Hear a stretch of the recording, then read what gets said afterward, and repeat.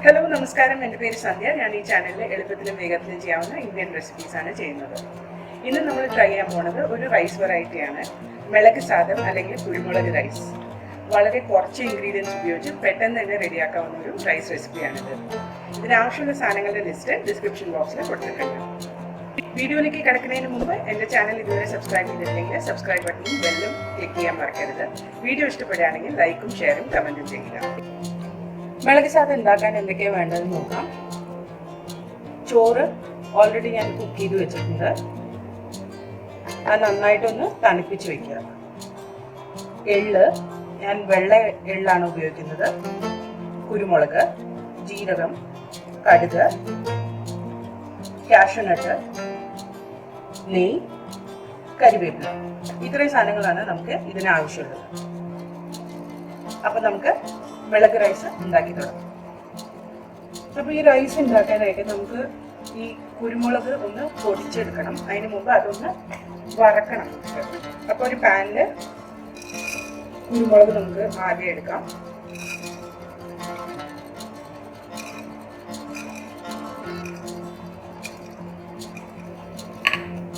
അതിൻ്റെ ഒപ്പം തന്നെ കുറച്ച് കരിവേപ്പില ആഡ് ചെയ്യാം.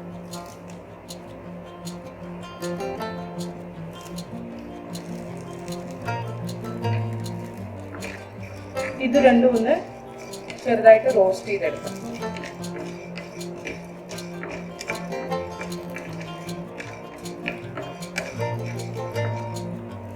കുരുമുളക് ഒന്ന് നന്നായിട്ട് റോസ്റ്റ് ചെയ്തതിന് ശേഷം എള്ള് ആഡ് ചെയ്യും. ഈ എള്ള് ഒന്ന് ബ്രൗൺ ആവുന്ന വരെ നമുക്ക് റോസ്റ്റ് ചെയ്തെടുക്കാം.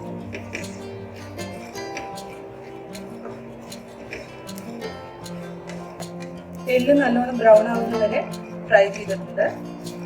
ഇനി ഇത് നമുക്ക് തണുപ്പിച്ചിട്ട് ഒരു പൗഡറാക്കി പൊടിച്ചെടുക്കാം. ഒരു കടായി ഞാൻ അടുപ്പത്ത് വെച്ചിട്ടുണ്ട്. മീഡിയം ഫ്ലെയിമിൽ അതിൽ നെയ്യ് ഒഴിച്ചിട്ടുണ്ട്.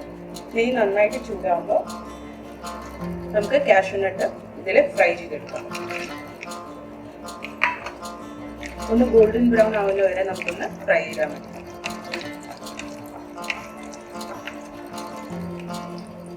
ലൈറ്റായിട്ടൊന്ന് ബ്രൗൺ ആയിട്ടുണ്ട്. നമുക്കിത് മാറ്റി വെക്കാം. ഇരുന്ന് അത് കളറ് വന്നോളൂ.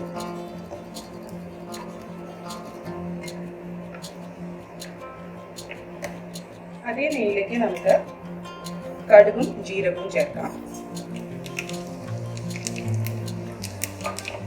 അതൊന്ന് പൊട്ടണം. പൊട്ടിക്കഴിയുമ്പോൾ അതിലേക്ക് നമുക്ക് കരിവേപ്പില ചേർക്കാം.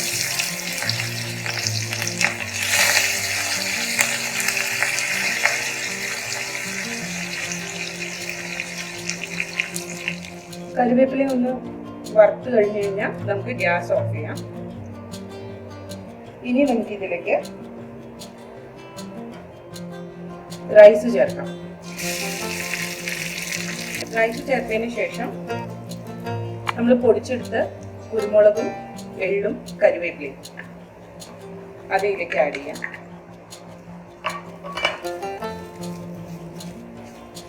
നന്നായിട്ടൊന്ന് മിക്സ് ചെയ്യാം.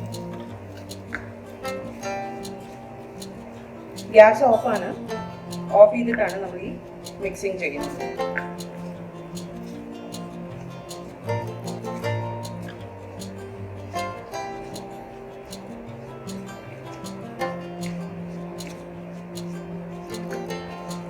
ഇനി ഇതിലേക്ക് ആവശ്യത്തിന് ഉപ്പ് ചേർക്കാം.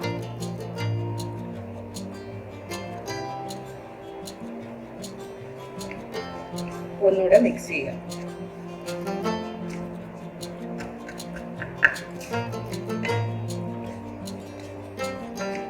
വറുത്ത് വെച്ച് കാഷ്യൂനട്ട്സ് ഇതിലേക്ക് ആഡ് ചെയ്യാം.